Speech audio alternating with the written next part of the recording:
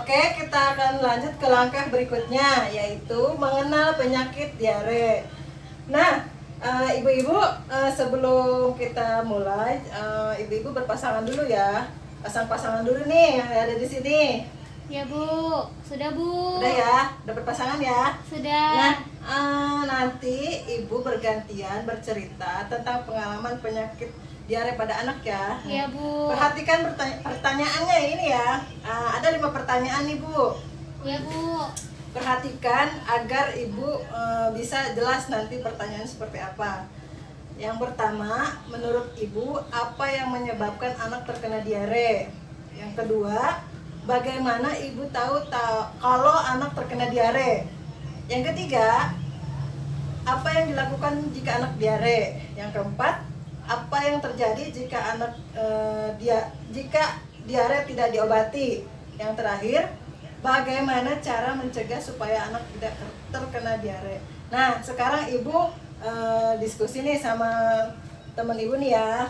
Iya Bu. Nanti saya kasih waktu 3 menit. Nanti kalau udah 3 menit, baru nanti kita mulai. Nanti ibu ceritakan apa yang saya tanyakan tadi ya Bu ya. Iya Bu. Nah, udah? Udah Bu? Sudah Bu. Nah, sekarang dibikin kelompok ya. Yang tadi sudah berpasangan, kita dibikin satu kelompok. Saya minta perwakilan dari kelompoknya untuk menceritakan apa saja yang saya tadi tanyakan ya Bu ya. Iya. Saya minta Ibu Manisa untuk menceritakan hasil obrolannya tadi. Iya Bu. Yang pertama tadi, menurut Ibu apa yang menyebabkan anak terkena diare? Biasanya Bu, gara-gara anaknya suka nggak cuci tangan Bu sebelum makan. Terus suka Terus? jajannya sembarangan, seperti itu Bu. Terus yang keduanya, bagaimana Ibu tahu kalau anak Ibu diare? Sering bolak-balik kamar mandi Bu, BAB-nya cair atau encer gitu Bu. Lebih dari 3 kali lah sehari. Terus yang Ibu lakukan kalau anak diare itu gimana? Biasanya suka saya kasih oralit Bu dari Si posyandu. Oke, dikasih oralit. Tapi kalau diarenya tidak diobati gimana nih? Diarenya makin parah Bu. Terus Parah. dehidrasi atau kekurangan air minum. Oh iya, Terus jadi lemes Bu. lemas. Iya. Bagaimana caranya supaya mencegah diare itu Bu? Memperhatikan gizi anak Bu, biasanya dengan dijaga peralatan makannya atau minumnya, dicuci yang bersih. Oke, terus apa lagi? Perilaku hidup bersih Bu. Oke. Nah, terima kasih atas jawabannya. Kita kasih tepuk hebat dulu. Tepuk hebat. Hebat hebat. Hebat hebat. Hebat. Hebat.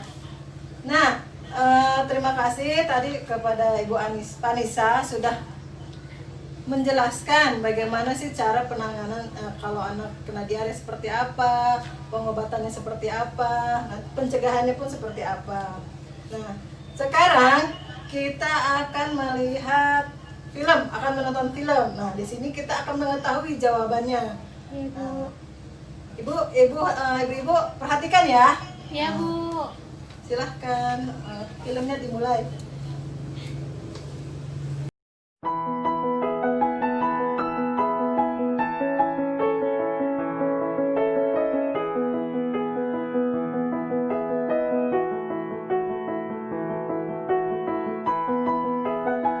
Bu Lili, apa kabar? Baik, Bu. Ini saya mau nanya, apa sih yang namanya diare itu, Bu? Kata orang sih, diare itu buang air besar yang encer atau berupa air saja. Itu benar, Bu? Benar, apalagi kalau terjadi lebih dari 3 kali dalam sehari. Oh, berarti diare itu bahaya ya, Bu? Bahaya, anak akan kehilangan banyak cairan dalam tubuhnya. Oh, saya ingat Bu waktu itu di posyandu, katanya kalau anak kita kehilangan banyak cairan mengakibatkan tidak sadarkan diri dan kalau tidak ditanggulangi dengan cepat Bu akan mengalami kematian. Ih, serem Bu, apa benar Bu Lili? Iya tuh Bu, benar. Padahal Bu, saya pikir kalau anak saya lagi diare itu, tubuhnya lagi berkembang dengan baik dan itu bagus Bu.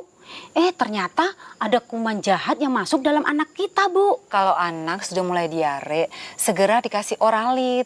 Campurkan ke dalam minumannya. Oh, boleh nggak Bu dikasih cairan lain seperti air kelapa, jus buah, atau kuah sayur? Bisa kan Bu Lili? Boleh. Jangan lupa selain oralit, tambahkan tablet zinc. Oh gitu ya Bu. Tapi Bu, kalau untuk ibu yang menyusui gimana Bu? Kata orang sih ASI itu bagus untuk peningkatan daya tahan tubuh anak kita Bu. Tapi kalau anak kita lagi diare terus, apa masih bisa Bu dikasih ASI terus? Kalau anak sudah mulai tidak mau minum dan diarenya tidak berhenti, harus segera dibawa ke fasilitas kesehatan terdekat Bu. Oh, terus anak saya kan sudah makan makanan lain Bu selain ASI. Anak di atas 6 bulan, kalau sudah mulai makan, yang penting kita perhatikan nilai gizinya aja Bu. Iya Bu, waktu itu kan saya ingat Bu Lili pernah bilang kita harus memperhatikan gizi dengan cukup, frekuensi, tekstur, jenis, dan porsi. Bener nggak Bu? Iya Bu, jangan lupa peralatan makannya harus bersih dan minum air yang sudah dimasak sampai mendidih. Jadi kita harus benar-benar jaga agar kita tuh bebas dari kuman Bu. Iya.